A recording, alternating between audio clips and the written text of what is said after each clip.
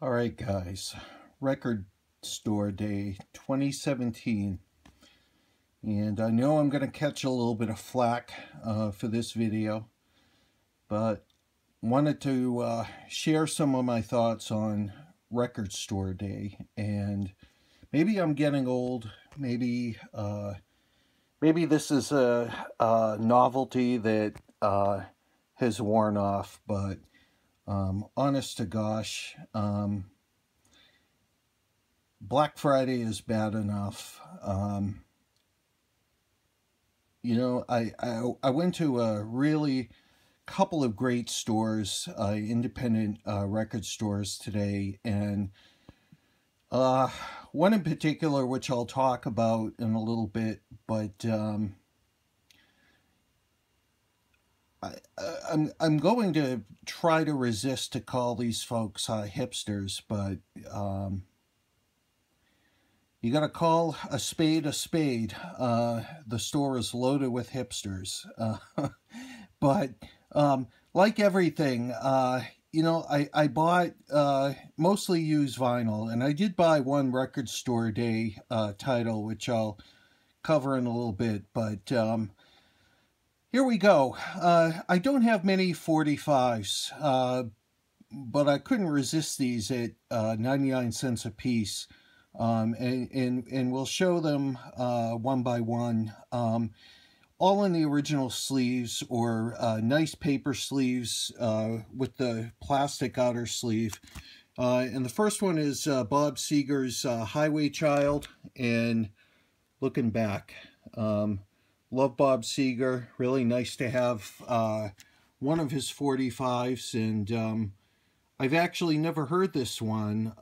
I think it's off an older LP, but should be a lot of fun to listen to. Next one is John Cougar Mellencamp, pop singer.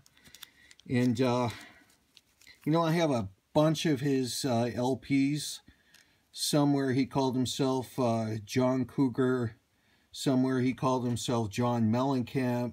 Now John Cougar Mellencamp. Whatever his name is in any given year, but nice to add this one to the collection. The next one was an absolute blast to listen to. Joan Jett and the Blackhearts, Light of Day. I guess they were, well, in the movie they were known as the Bar Busters, and this was a song written by Springsteen, and this single absolutely rocks. It absolutely rocks. I can't say I'm a big Joan Jett fan, but man, this is just 3 minutes of just straight up hard rock. And you see the nice original label back there, and picture sleeve from the movie. Just thrilled to add this one, 99 cents. Next one, George Thorogood. I don't have, I used to have one of his LPs back when I was a kid, and I think it was, I want to say it was Gear Jammer. That might have been the song that was on the LP, but this is Move It On Over, the Hank Williams song, and does a fantastic version of that. The flip side is It Wasn't Me. So all these records, guys, that I'm showing you, they are in absolute mint condition, not a scratch on them, and just really happy to have this one. Next one, Santana, Oyo Como Va. Just a masterpiece, an absolute masterpiece. And that's just my opinion. A little bit of a label on the disc label there, but like the other ones, this thing is mint. Samba Pa Thai on the other side, and in the original Columbia sleeve. So we'll go to LPs. Laura Nyro, and I am really getting into Laura Nyro. This one is Season of Lights, Laura Nyro in concert. Some of this was recorded in Boston. I think some of it was recorded in San Francisco as well. But if you haven't heard of Laura Nyro, give her a try. She has a gorgeous, gorgeous, sexy voice, and she produced her own stuff. She wrote most of her own material. She produced it. I have one of her other LPs called Gonna Take a Miracle, and it is just the most amazing record. This woman, a colossal talent. She's in the Rock and Roll Hall of Fame, and she might be maybe the best kept secret. A lot of people have never even heard of Laura Nyro. But you might be surprised at some of the songs that she wrote, and when you hear some of her stuff on the radio, it's like, oh yeah, I know that song. I was like, oh, Laura Nyro. What a talent. What a fantastic songwriter, just a natural gift. And I might do a separate video showing my other Laura Nyro LPs, but if you haven't heard her, give her a spin. You know, her stuff is just out of this world. The next one, and I'm going to catch a lot of grief over this one, but it completes my, I guess completes my Eagles collection, Hotel California. There's the backside. You know, it was only 99 cents. Guys, they're in the Rock and Roll Hall of Fame. They made some dynamite stuff. This album, Joe Walsh, this is when they really started to rock. And it is just a seminal album from the 70s. Next one, retrospective, the best of Buffalo Springfield.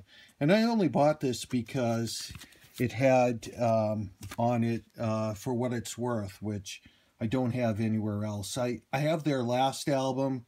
I guess you'd call this a greatest hits package, and really happy to have this one. Next one, Grateful Dead. I am not a Dead fan. I can tell you that right now, but I bought their first album on their own label, and I was absolutely blown away, just blown away. I know these guys are kind of flaky, but there you go. With the San Francisco's Grateful Dead, you've got the positive and the negative with the mirror reverse.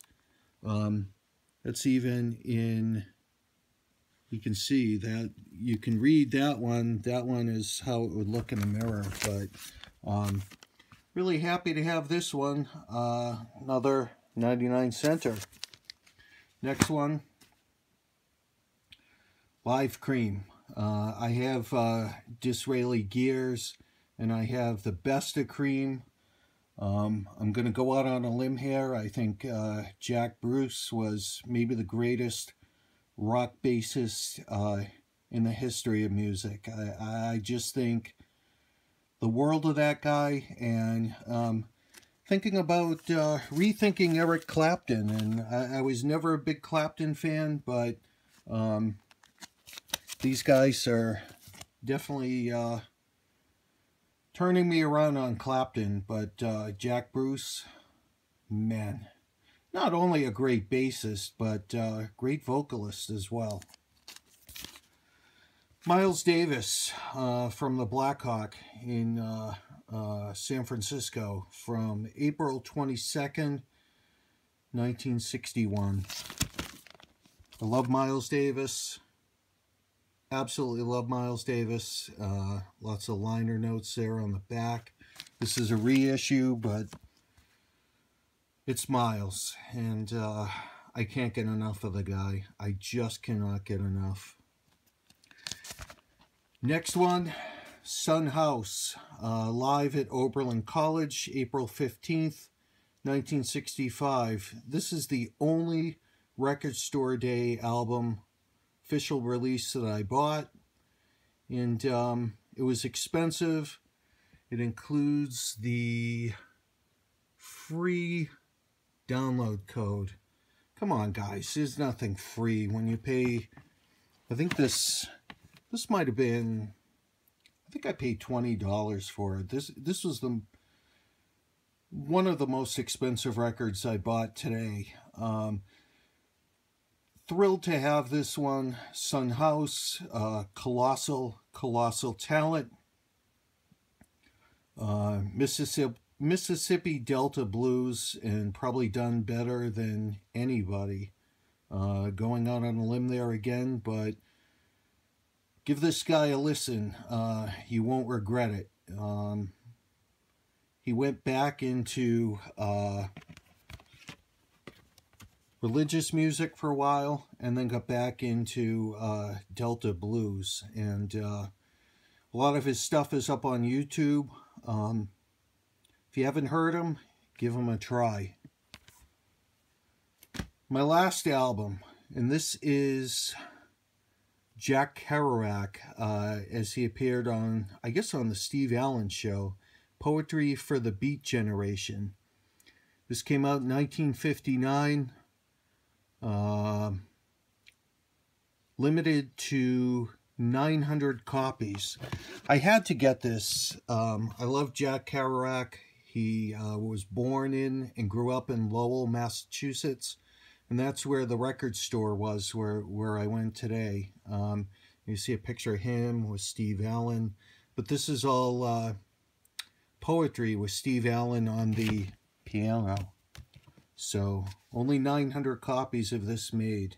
And if you don't know who Kerouac is, look him up. On the road, and probably enough said.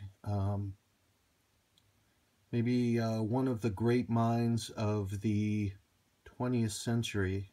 Again, I'm going out on a limb there, and for what it's worth, I just think he was a genius. I believe he's also buried in Lowell as well. I could be wrong, but really happy to have this one. So that's how I did on Record Store Day 2017. Will I go next year? I don't know. I think they're running out of ideas for this thing. A lot of the releases were either really, really high-priced box sets. They had a Springsteen set that I think was about $100. You know, they're going into that. They're doing the colored vinyl. They're doing the alternative covers. I just think they're running out of ideas. And, you know, I support my local independent record stores on a regular basis. I don't need to come out once a year and fight the crowds and fight the hipsters. And let's face it, guys, a lot of these people are buying these things and then flipping them on eBay. And, you know, I would venture a guess that the hipsters are doing that in droves. Not making a lot of money on it, but flipping them nonetheless. So those are my thoughts on Record Store Day 2017, my haul, and I hope you enjoyed this video.